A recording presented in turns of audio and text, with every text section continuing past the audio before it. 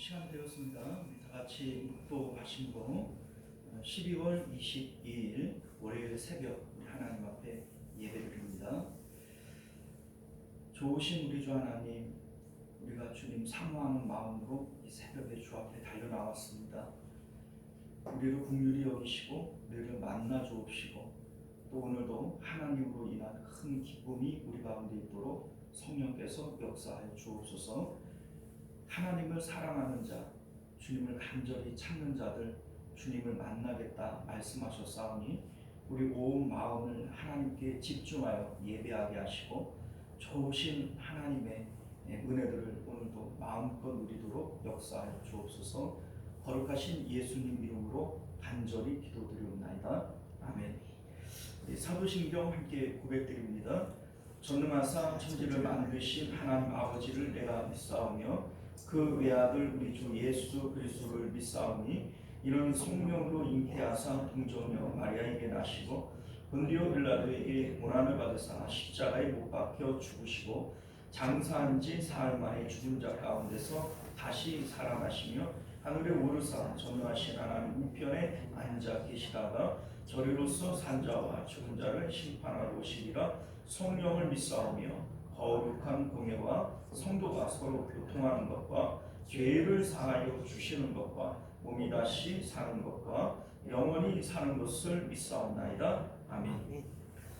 자, 우리 찬송가 176장 함께 찬송하겠습니다. 찬송가 176장 주 어느 때 다시 오시는지 아는 이가 없으니 찬송합니다.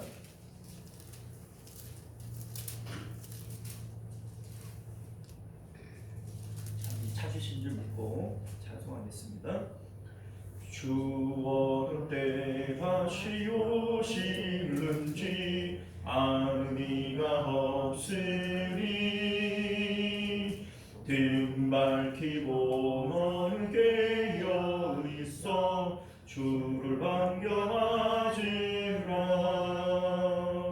주 안에서 우리 몸과 마음이 깨끗하게 되어서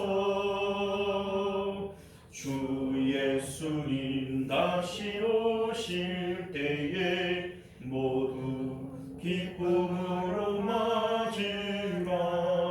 주 오늘에 다시 오신다면 부끄러움 없을까? 잘하였다 주님 칭찬하며 우리 맞아주실까? 주 안에서 우리 몸과 마음이 깨끗하게 되어서 주 예수님 다시 오실 때에 모두 기쁨으로 맞으라. 주 예수님 맡겨주신 일에 모두 충성 다했나. 내 맘속에 확신 넘칠 때에 영원한 시각겠네. 주 안에서 우리 몸과 마음이 깨끗하게 되어서 주 예수님 다시 오실 때에 모두 기쁨으로 맞으라. 주 예수님 언제 오실는지 한밤에나 낮에나 늘 깨어서 주님 맞는 성도 주의 영광 보겠네. 주 안에서 우리 몸과 마음이 깨끗하게 되어서 주 예수님 다시 오실 때에 모두 기쁨으로 맞으라. 할렐루야. 하나님 말 말씀 보겠습니다. 데살로니가 전서 5장 1절에서 8절까지 말씀 함께 교독해서 읽겠습니다. 형제들아, 때와 시기에 관하여는 너희에게 쓸 것이 없음은 죄악에 관한 그것까지 이를 줄 너희의 지난 약속이 알겠으리라. 그들이 평안하다 안전하다 할 때 그때에 임신한 여자에게 해산의 고통이 이름과 같이 멸망이 갑자기 그들에게 이르리니 결코 피하지 못하리라. 형제들아, 너희는 어둠에 있지 아니하냐. 그날의 그것까지 너희에게 말씀하리니 너희는 다 빛의 아들이요 낮의 아들이라. 우리가 밤에나 어둠에 속하지 아니하나니 그러므로 너희는 다른 이들과 같이 자지 말고 오직 깨어 정신을 차리지라. 자는 자들은 밤에 자고 취하는 자들은 밤에 취하되 우리는 낮에 속하였으니 정신을 차리고 믿음과 사랑을 지키고 구원의 소망의 투구를 쓰자. 아멘. 자, 기도합니다. 존귀하시고 내려오신 우리 주 하나님, 오늘도 주께서 우리에게 주시는 말씀, 우리 마음이 깨어서 그 말씀을 깨닫게 하여 주옵시고, 이 말씀이 진리이오니 우리가 이 진리 가운데 살아가는 빛의 자녀들 되도록 은혜 베풀어 주옵소서. 예수님 이름으로 기도드리옵나이다. 아멘. 자, 오늘 우리는요 함께 읽은 본문의 말씀을 중심으로 종말을 준비하는 성도의 대비책이라고 하는 제목으로 하나님 말씀 나누도록 하겠습니다. 종말을 준비하는 성도의 대비책. 앞서 말씀드린 대로 데살로니가 교회는 사도 바울이 2차 전도 여행 때 개척한 교회인데 유대인의 회당을 중심으로 전도를 하던 중에 유대인들의 이제 극심한 반대와 그 박해에 이제 직면하게 되어집니다. 그래서 3주밖에는 가르치지를 못하고 유대인들을 피해서 베레아로 또 아덴으로 이렇게 도주를 하게 되어지는 이러한 일들이 이제 사도행전에 기록이 되어져 있지요. 자, 그럼에도 불구하고 디모데를 파송해서 디모데로부터 들려오는 소식이 뭐냐면 이들이 3주밖에는 안 되는 짧은 시간 동안 복음을 받았음에도 불구하고 적게 알지만 그 말씀을 지켜 행하는 이러한 신실한 믿음을 가지고 있었다라고 하는 것을 말씀합니다. 우리 이제 그 4장 9절 말씀을 보면 형제 사랑에 관하여는 너희에게 더 쓸 것이 없을 만큼 하나님의 가르침대로 너희가 서로 사랑하고 있다, 이런 말씀을 해요. 자, 그러니까 우리 이제 고린도 교회 같은 경우에는 사도 바울이 1년 6개월 동안 가르쳤거든요.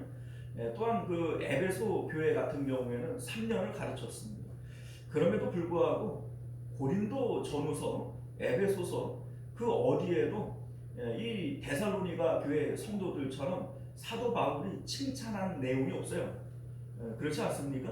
오히려 고린도 교회 같은 경우에는 끊임없이 책망을 하고 있고, 그 에베소 교회 같은 경우에는 끊임없이 당부를 하고 있을지는 몰라도 이렇게 그 데살로니가 교회 성도들처럼 사도 바울이 너희들 잘하고 있다, 그렇게만 더 열심히 해라, 이렇게 칭찬하는 경우는 없었다는 겁니다.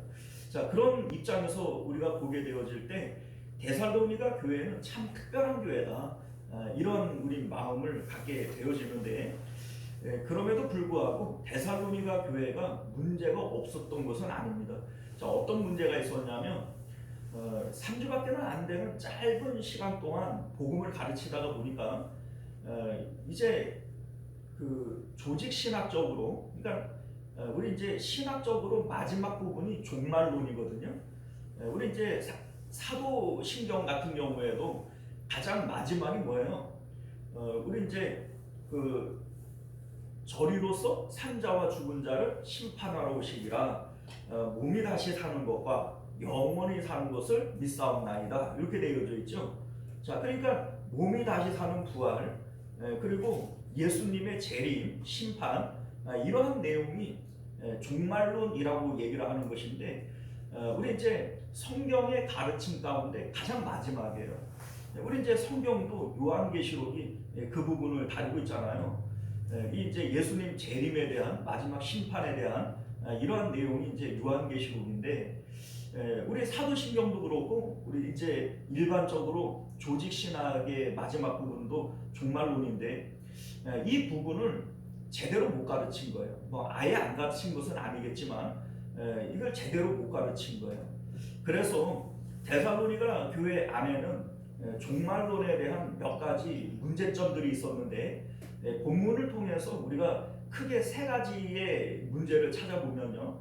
첫 번째는 예수님께서 재림하시는 것이 임박했다라고 하는 것을 이제 받아들임으로써 생업을 포기해 버리는 거예요. 직장 안 나가고 애들 학교 안 보내고 뭐 이렇게 뭔가 생업을 포기해 버리는, 이제 모여가지고 예수님 이제 곧 오시니까 그거 준비해야 된다, 이렇게 하는 이제 모습들이 데살로니가 교회 안에 있었던 겁니다. 그 내용이 4장 11절을 보게 되어지면 조용히 자기 일을 하고 너희 손으로 일하기를 힘써라. 너희들 놀지 말고 일해라. 그 다음 12절을 보면 그래야 아무 궁핍이 없게 되어진다, 이런 얘기를 해요. 그 이제 일 안 하고 가만히 뭐 예수님 재림만 기다리고 있으면 가난하게 되어지죠. 그러니까 그렇게 하지 말고 너희들 일할 거 하고 그 평상시에 아무 일이 없는 것처럼 그렇게 신앙생활 해라, 이렇게 당부하고 있는 것이죠. 자, 두 번째, 어떤 문제가 있었냐면 예수님께서 곧 오실 줄 알고 재림을 기다리고 있는데, 이제 우리가 살아 있을 때 예수님 재림을 봐야 될 거 아니겠어요? 그런데 예수님은 오시기 전에 같이 신앙생활하는 사람들이 뭐 여러 가지 이유로 죽을 수 있죠. 뭐 우리가 이제 연세가 드셔서 예수님을 믿는 분들은 연세 때문에 돌아가실 수도 있고, 질병에 갑자기 걸린 경우에 질병으로 돌아갈 수도 있고, 뭐 사고 같은 것으로 돌아가실 수도 있어요. 자, 어쨌든 뭐 그건 뭐 성경이 얘기하고 있지는 않으니까 그건 잘 모르겠지만은 재림을 기다리면서 신앙생활을 하고 있는데 그러다가 누군가가 죽는 거예요. 그러니까 이 사람들이 갑자기 겁이 덜컥 나는 겁니다. 죽는 게 겁나는 것이 아니라 재림을 기다리다가 살아생전에 주님의 재림을 못 보고 죽은 사람들, 이 사람은 어떻게 되는 거냐, 이런 궁금증이 생겨나게 되어지는 거예요. 그래서 우리 이제 그 4장 15절을 보면 우리 살아남아 있는 자도 자는 자보다 결코 앞서지 못하리라, 이런 말씀을 해요. 그러니까 너희들 예수님을 믿다가 죽는다고 할지라도 그들이 구원에서 탈락되어지는 것도 아니고 뭐 여러 가지 다른 손해를 보는 것도 아니다. 그러니 그런 염려 가질 필요가 없다, 이렇게 사도 바울이 말씀하고 있는 겁니다. 자, 세 번째 문제는 예수님께서 언제 오실지는 모르지만 재림하신단 말이에요. 근데 이제 어떤 궁금증이 생기냐면 그게 언제냐, 그게 몇 년 몇 월 며칠이냐, 이러한 어떤 그 때에 대한 궁금증이 생겨나게 되어지는 겁니다. 그래서 오늘 1절을 보게 되어지면 형제들아 때와 시기에 관하여는 너희에게 쓸 것이 없다, 이런 말씀을 하고 있고, 우리 이제 그 2절을 보면 왜 말할 게 없냐, 주의 날이 밤에 도둑같이 이를 줄을 너희 자신이 자세히 알기 때문이다, 이런 얘기를 해요. 자, 너희 자신이 자세히 안다, 이 얘기는 사도 바울이 전혀 가르치지 않은 것은 아니다. 그러니까 이 부분에 대해서 종말에 대한 얘기를 안 한 건 아니라는 거예요. 근데 분명히 얘기했잖냐, 때와 시기는 너희들이 그 알 수 없음을 너희들 스스로 알고 있지 않느냐. 그럼에도 불구하고 이들이 궁금해했다는 겁니다. 사실은 우리 예수님께서도 마태복음 24장 43절을 보면 제자들에게 똑같은 말씀을 하세요. 마태복음 24장이 종말에 대한 예수님의 가르침 아닙니까? 도둑이 어느 때에 이를지 알 수 없는 것 같이 인자의 임함도 그러하리라, 예수님께서도 분명히 가르치셨다는 거예요. 자, 그래서 우리 이제 모든 그 믿는 사람들 가운데 그 공통적으로 가지고 있는 궁금증 중에 하나가 뭐냐면 예수님 과연 언제 오실까? 몇 년 몇 월 며칠에 오실까? 이거 계속 있어왔던 레퍼토리 아닙니까? 저도 이제 어렸을 때 이거 궁금해했던 적이 있는 것 같아요. 그러니까 우리 이제 예수님께서 마태복음 24장 36절에 그러나 그날과 그때는 아무도 모르나니 하늘의 천사들도 아들도 모르고 오직 아버지만 아시느니라. 자, 그 예수님의 재림의 날은 예수님이 오시는 날이잖아요. 그런데도 예수님이 아들도 모른다. 딱 못 박아버리는 거예요. 이건 나도 모르는 거고 천사도 모르는 거고 이거 아버지만 아는 거다. 이렇게 예수님께서 딱 못 박아서 말씀하셨음에도 불구하고 사도행전 이제 1장 6절을 보면 예수님이 이제 승천하실 때 그 제자들이 또 물어요. 또 뭐라고 묻냐면 주께서 이스라엘을 회복하심이 이때니까 이게 또 물어봅니다. 자, 그랬더니 예수님께서 이르시되 때와 시기는 아버지께서 자기의 권한에 두셨으니 너희가 알 바가 아니요. 이거 예수님께서 얘기하셨음에도 불구하고 아들도 모른다, 천사도 모른다 이랬음에도 불구하고 예수님께서 마지막에 승천하시는 입장인데도 이거 또 물어본단 말이에요. 자, 그러니까 데살로니가 교회 성도들에게 사도 바울이 분명히 이 얘기를 안 한 게 아니에요. 그래서 너희도 알고 있는 바다 이렇게 얘기를 하지만 이들 가운데에는 이 언제냐 이거에 대한 궁금증이 있었고 이거에 대한 이제 사람들이 논의가 있었고 뭐 이러한 것들이 있었음을 우리가 알게 된다는 겁니다. 자, 그런데 정말 궁금하지는 않아요, 여러분들? 예수님 언제 오실지를 좀 알면 우리 그렇잖아요. 누가 손님이 오는데 야 내가 한번 갈게. 그 언제 오는데? 아니 내가 그냥 언제 한번 갈게. 이렇게 얘기를 하면 그 손님 맞을 준비를 할 수가 있나요? 그러니까 예수님께서 재림의 날짜를 좀 알려주시면 우리가 그 준비를 더 철저하게 잘할 수 있을 것 같은데 예수님은 왜 그 시기를 안 알려주는 걸까요? 그죠? 자, 그러니까 우리 입장에서도 또 예수님 제자들 가운데에서도 그리고 이 데살로니가 이 성도들 참 칭찬받을 만한 믿음을 갖고 있는 이 사람들 가운데에도 예수님의 재림에 대한 그 때의 궁금증들을 다 가지고 있었다는 겁니다. 어떻게 보면요, 믿음이 없는 사람들은 이거에 대한 관심 자체가 사실 없어요. 그래 이제 재림을 사모하고 기다리는 사람이기 때문에 이게 과연 언제냐 이거를 궁금해하게 되어지는 것이죠. 자, 그런데 여러분들 예수님께서는 왜 안 알려주는 걸까요? 도대체 이게 우리들에게 필요가 있고 도움이 된다면 당연히 알려줄 겁니다.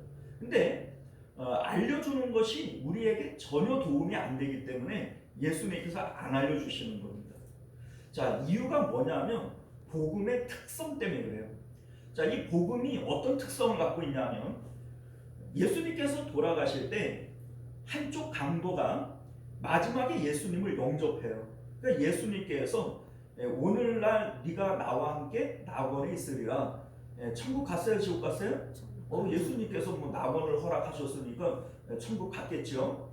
자, 한평생 뭐 강도짓하고 그 이제 못된 짓만 하고 살다가도 마지막에 예수님을 영접하면 천국 가요? 지옥 가요? 천국 가죠. 천국 가죠. 자, 이게 바로 복음의 특성이에요. 그러니까 예수님이 재림의 날짜를 못 박아서 알려주시면 나머지 모든 날들은 재림과 관계가 있는 날이에요, 없는 날이에요? 없는 날이 돼버리죠. 그러면 사람들이 신실하게 신앙생활하고 준비를 하겠어요? 아직까지 멀었어, 아직까지는 안전해, 이러면서 농땡이를 피겠어요. 농땡이야. 근데 도움이 돼요, 안 돼요? 안 돼. 전혀 도움이 안 돼요. 그러니까 예수님께서 안 알려주시는 것에는 이 복음의 특성 때문에 알려주시는 것이 전혀 도움이 안 되기 때문에 알려주지 않은 것이다 라고 하는 것을 믿으실 수 있기를 바랍니다.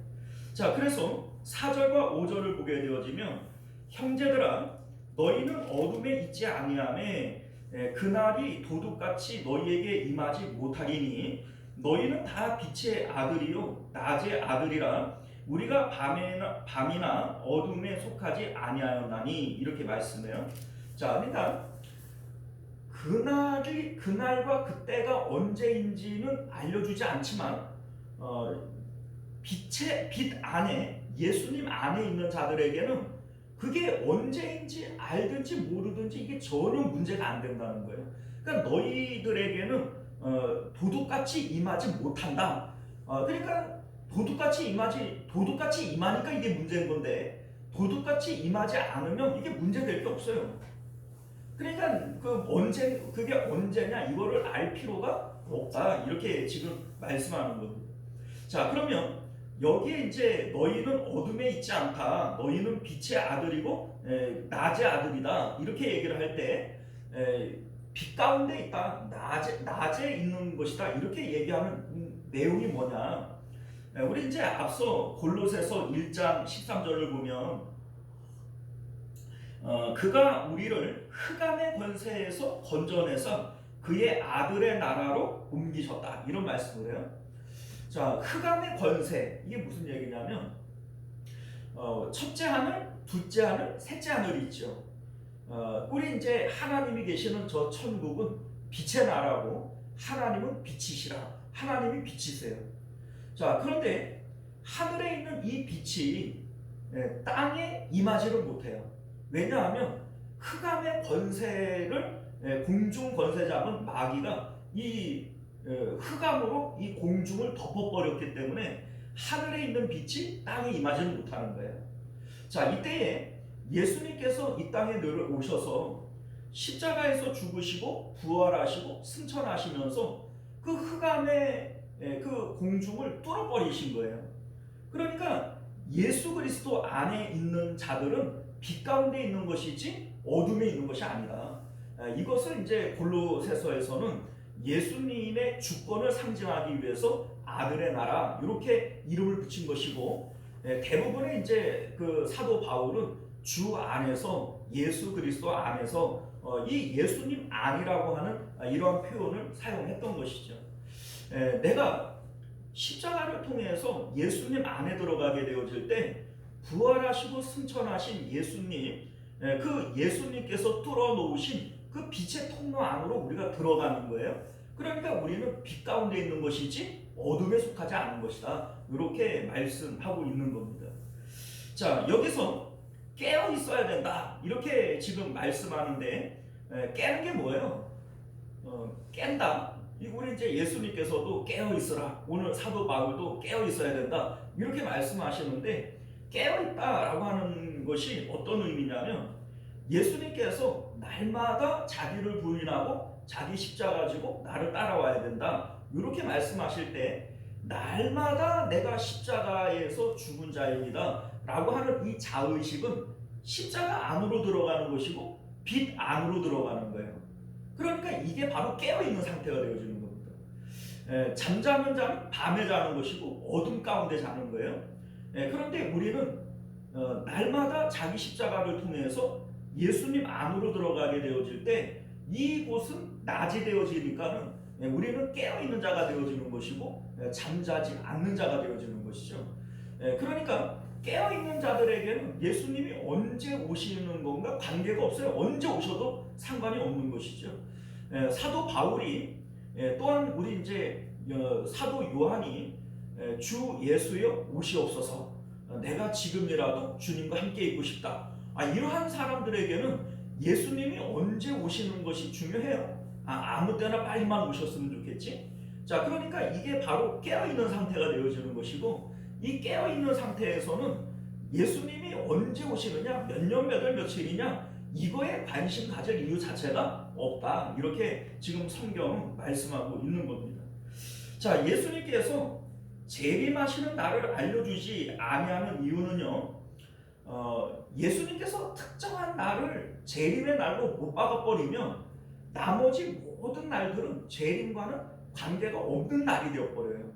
그런데 예수님께서 재림의 날을 특정하여 가르쳐주지 아니함으로써 모든 날들이 예수님의 재림의 날과 연결이 되어져 버리는 겁니다. 오늘도 예수님이 오실 수 있어요, 없어요? 있어요. 내일도요. 모레도요. 우리 언제든지 지나간 날 빼놓고는 앞으로 우리가 살아갈 모든 날들은 예수님께서 오실 수 있는 재림의 날이다라고 하는 것을 우리에게 말씀해 주는 것이고, 그렇기 때문에 너희들은 항상 깨어 있어야 되는 것이다. 이렇게 성경이 말씀하고 있음을 믿으실 수 있기를 바랍니다. 자, 6절 말씀을 보면요. 그러므로 우리는 다른 이들과 같이 자지 말고 오직 깨어 정신을 차릴지라 이렇게 말씀하는데, 다른 이와 같이 자지 말라. 자, 그러니까 깨어 있는 것의 반대말은 뭐예요? 잠자고 있는 자들이죠. 자, 그러면 깨어 있는 자는 날마다 십자가를 통해서 예수님 안으로 들어가는 자라. 나는 세상에 대해서 날마다 죽은 자입니다 라고 하는 것을 날마다 고백하는 사람들이, 이게 바로 깨어 있는 자들이에요.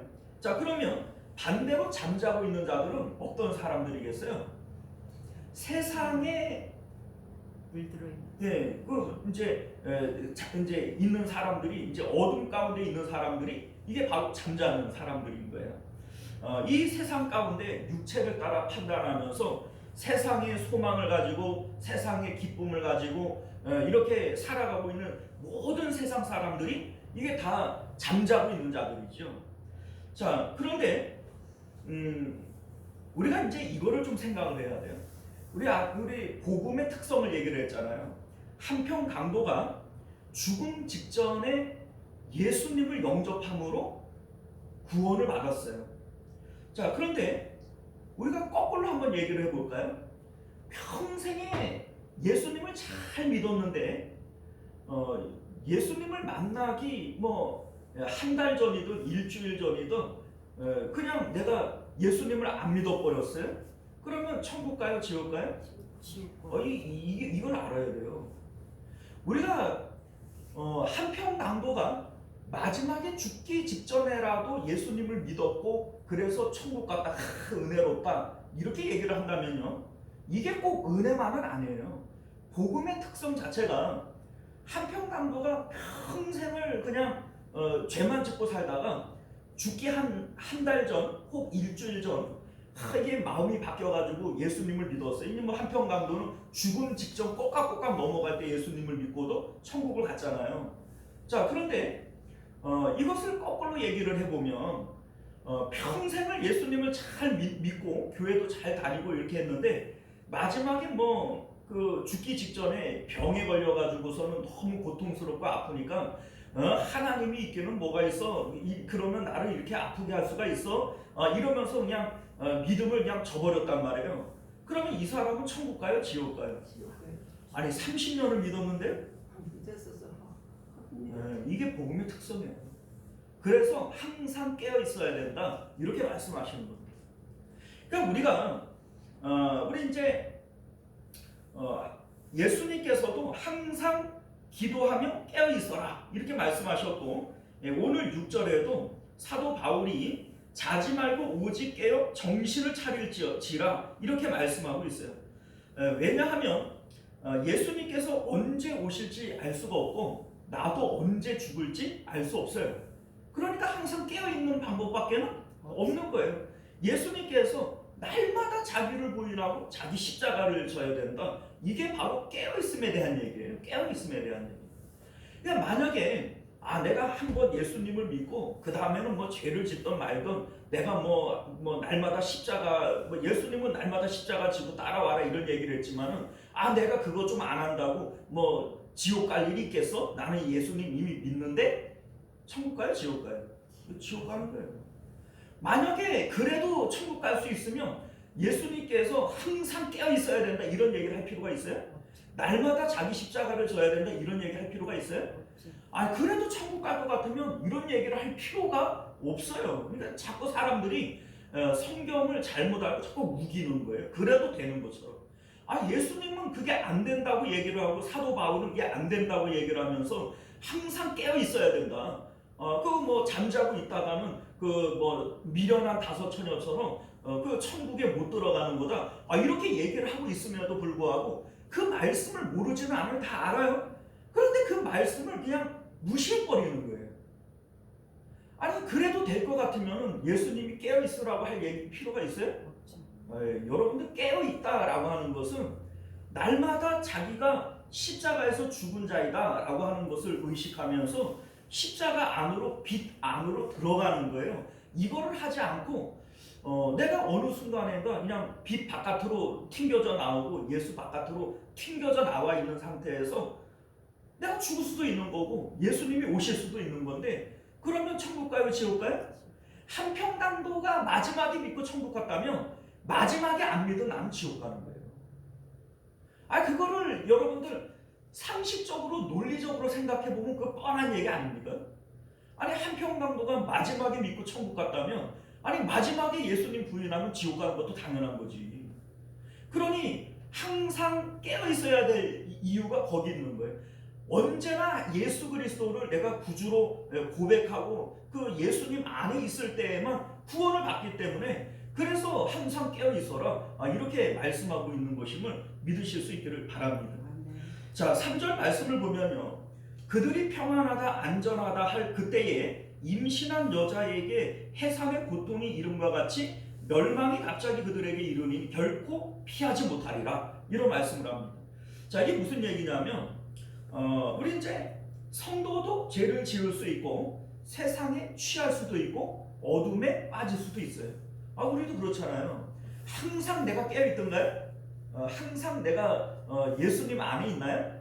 그렇지 않을 수 있어요. 우리도 마음을 세상에 빼앗길 수 있고 죄를 지을 수 있고 어둠에 빠질 수 있는 거예요. 자, 그런데 여러분들 내가 세상 가운데 빠져 있으면 하나님께서는 반드시 내 마음 가운데 불편함을 주세요.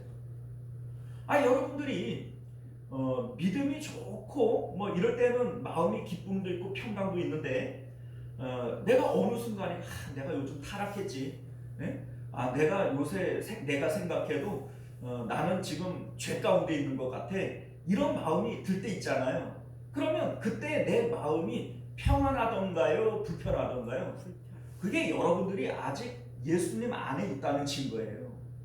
성령님께서 여러분들 안에서 말할 수 없는 탄식으로 우리를 이제 고통스럽게 하시는 것이죠. 그런데 여러분들 그런 시간들이 계속 이어지다가 보면 어느 순간인가 죄 가운데 있어도 불편함을 못 느껴요. 이게 평안하다 안전하다 이렇게 사람들이 바뀌어버리는 완전히 예수 바깥으로 튕겨나가는 거예요. 사람들.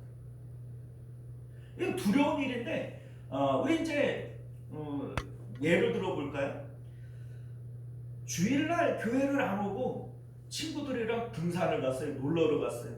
처음에는 마음이 불편해요? 안 불편해요? 불편하죠. 그런데 한 주, 두 주, 석 주, 한 달, 두 달, 1년 그렇게 맨날 놀러 다니다가 보면 어느 순간인가 마음이 편해요? 불편해요? 편안하죠. 편안해져요. 그게 바로 예수 바깥으로 튕겨나가는 거예요. 자, 무슨 얘기인지 아시겠어요? 자, 그러면 우리가 이제 노아의 때를 한번 생각을 해볼까요? 노아의 때에 노아가 방주를 지으면서 임박한 진노에 대한 것들을 상징적으로 퍼포먼스로 보여주지 않습니까? 그런데 그 당시에 많은 사람들이 시집가고 장가가고 뭐 그 장사하고 이렇게 하면서 평안하다 안전하다 뭐 이런 생각들을 했단 말이죠. 자, 그런데 그 마지막 때가 사실은 그런 거예요. 우리 이제 데살로니가 교회 성도들이 재림을 뭐 얘기를 하고 이것을 준비를 하지만 어떻게 보면은 그 양치기 소년처럼 말이죠. 언제 예수님 오신다. 그냥 불발로 떨어지고 언제 예수님 오신다. 이 불발로 떨어지고 이러다가 어느 순간인가 사람들 마음 가운데 예수님의 재림에 대한 이러한 의식 자체가 완전히 없어져 버렸죠. 이제는 뭐 예수님의 재림에 대해서 무감각해지고 이거를 소망하지 않는 상태로 떨어진 거예요. 이게 더 위험한 거예요, 여러분. 무슨 얘기인지 아시겠어요? 항상 우리는 재림에 대해서 모든 날들이 예수님의 재림의 날과 연결되어져 있는 것이다. 이걸 우리가 의식해야 되고 이걸 항상 기억을 해야 된다는 겁니다. 자, 우리 이제 성경을 보게 되어지면 심판에 대한 경고로서 뭐 노아의 홍수 때라든지 소돔과 고모라 사건이라든지 이러한 것들이 역사 가운데 이제 심판에 대한 내용들을 우리에게 상징적으로 보여주는 거 아닙니까? 자, 이 가운데 롯의 아내가 소돔을 빠져나왔어요. 그런데 뒤를 돌아본 거로 소금 기둥이 되었어요. 자, 이것이 우리에게 무엇을 상징해 줄까요? 우리 몸이 세상을 빠져나와서 교회로 들어왔어요. 그럼에도 불구하고 롯의 아내가 왜 뒤를 돌아볼까요? 거기에 아직 기쁨이 있기 때문에 그래요. 거기에 내가 두고 온 뭐 폐물, 내가 두고 온 친구, 두고 온 뭐가 있는데, 이거 그거 갖고 왔어야 되는데, 이러면서 뒤를 돌아본 거로 소금 기둥이 되었고 멸망을 당한 거예요. 자, 그러니까 뒤돌아보지 말라 이렇게 얘기를 하잖아요. 세상 등지고 십자가 보내 뒤돌아서지 않겠네. 뭐 이러지 않습니까? 자, 그런데 여러분들, 오늘날 우리가 몸은 세상에서 빠져나와서 교회로 왔지만 여전히 세상 가운데 기쁨과 만족을 두고 자꾸 뒤돌아보는 거예요. 자꾸 뒤돌아보는 거예요. 여러분들, 이게 깨어있는 상태가 아닌 거예요. 이게 잠자는 상태입니다. 자, 여러분들, 7절 말씀을 보면 자는 자들은 밤에 자고 취하는 자들은 밤에 취하되 이렇게 얘기를 해요. 자, 이게 무슨 얘기냐면 밤이 아직 흑암의 권세 가운데 있는 자들이 이게 바로 밤에 있는 자들이고 취한 자들이란 말이에요. 자, 여러분들 술 취한 사람들 봤어요? 예전에 보니까는 이제 술을 먹고 많이 취했는데 이 사람이 전봇대 앞에 가더니만은 주섬주섬 옷을 벗고 양말을 벗고 이러더니 이거를 이제 전봇대 그 옷 있잖아요. 거기다 옷을 이렇게 걸어놓고서는 양말도 이렇게 착 개가지고서는 그 밑에 놓고서는 신문지를 덮고 잠을 자요. 그러다가 이제 경찰이 와가지고 데리고 갔죠. 그런데 이 사람이 나 내 방에 자고 있었는데 왜 나를 데리고 왔냐고. 자기는 거기가 집인 줄 알았던 거예요.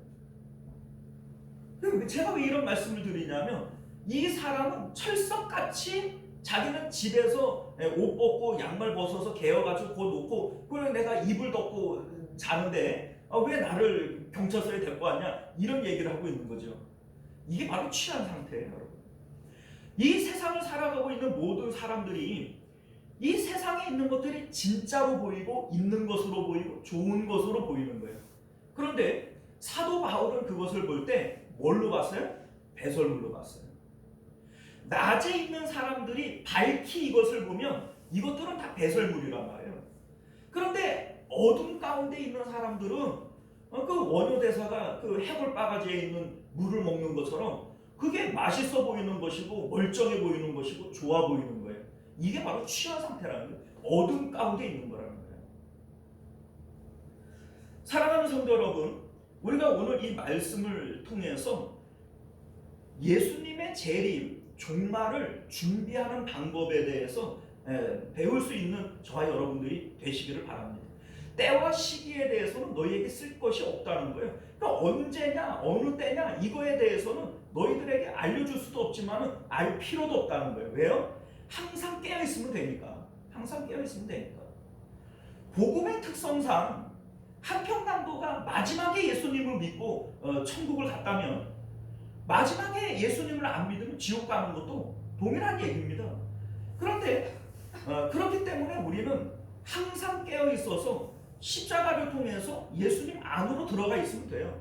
예수님 안에 있으면 언제 오셔도 상관이 없는데 자꾸 내가 예수님 바깥으로 튕겨 나가려고 그러니까 그때가 언제인지 내가 시컷 놀다가 그때 들어가면 되는데 언젠지를 왜 안 알려주냐고 이러는 거랑 똑같은 거예요. 그러니까 우리가 오늘 이 말씀을 통해서 예수님이 언제 오는지를 우리가 궁금해하지 말고 항상 예수님 안에만 있으면 된다. 이것을 기억하시고 종말을 준비하실 수 있는 저와 여러분들 되시기를 바랍니다. 기도하겠습니다. 은혜로우시고 자비로우신 우리 주 하나님, 오늘도 우리에게 주시는 하나님의 귀한 말씀을 통해서 이 말세지말에 주님의 재림의 때를 항상 준비하고 있는 저희들 될 수 있도록 은혜 베풀어 주옵소서. 한편 강도가 우리에게 주는 경고는 마지막에라도 예수님을 믿으면 천국 간다는 것인데 거꾸로 얘기를 해보면 나는 내 때가 언제인지를 알 수 없으니 항상 깨어 있지를 않으면 마지막에 내가 예수 바깥에 있다가 죽게 되거나 예수님을 만나면 나는 구원에서 탈락되어지는 것임을 우리로 깨달아 알게 하여 주옵소서. 그러기에 예수님께서 사도 바울도 항상 깨어 있으라 우리에게 당부하고 있는데 우리는 과연 지금 깨어 있습니까? 내 마음이 세상에 빠져 있지는 않은지 다시 한번 점검해 볼 수 있는 저희들 되도록 은혜 베풀어 주옵소서. 거룩하신 예수님 이름으로 기도드리옵나이다. 아멘. 주기도문으로 예배 마칩니다. 하늘에 계신 우리 아버지여, 이름이 거룩히 여김을 받으시오며 나라가 임하시오며 뜻이 하늘에서 이룬 것 같이 땅에서도 이루어지이다. 오늘 우리에게 일용할 양식을 주시옵고 우리가 우리에게 죄 지은 자를 사하여 준 것 같이 우리 죄를 사하여 주시옵고 우리를 시험에 들게 하지 마시옵고 다만 악에서 구하시옵소서. 나라와 권세와 영광이 아버지께 영원히 있사옵나이다. 아멘. 자, 우리 계속해서 함께 기도하실 때 말씀을 기억하시며 기도하실 수 있기를 바랍니다. 항상 깨어 있어야 할 이유, 한편 강도가 주는 것은 은혜만이 아니에요. 경고도 되어지는 겁니다. 내가 평생을 하나님 잘 믿었어도 마지막 한 달 안 믿고 있을 때에 예수님 보시면 그건 지옥 가는 거예요. 우리가 그러한 것들을 기억하기에 항상 깨어 있어야 되는 것이다. 우리가 이것을 기억하시고 세상에 대해서 십자가로 날마다 빠져나오고 예수님 안에 들어가 있는 저희들 되게 하여 주옵소서. 우리가 이러한 마음을 가지고 기도하실 수 있기를 바랍니다. 주여 한번 외치고 기도하겠습니다.